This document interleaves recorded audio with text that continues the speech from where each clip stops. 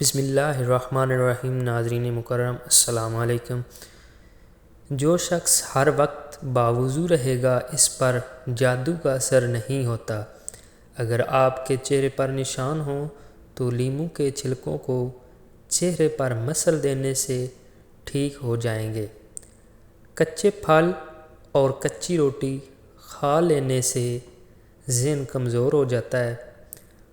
اگر گردوں کی پتھری سے جان چھڑانی ہے تو روزانہ کیلے کا رس پی لیا کرو۔ نہانے کے بعد سبز چائے پینے سے بدن کی کمزوری دور ہو جاتی ہے۔ جن کو بھوک نہ لگتی ہو وہ نہار منہ کیلا کھایا کریں، بھوک لگنا شروع ہو جائے گی۔ پانی میں تھوڑی سی ہلدی ملا کر پینے سے پیٹ کی صفائی ہو جاتی ہے۔ نہار منہ 2 گلاس پانی پینے سے انسان کا دماغ تیز ہو جاتا ہے۔ اگر آپ کے بال گر رہے ہیں تو زیتون کا تیل سر پر لگانا شروع کر دیں، بال گرنا ختم ہو جائیں گے۔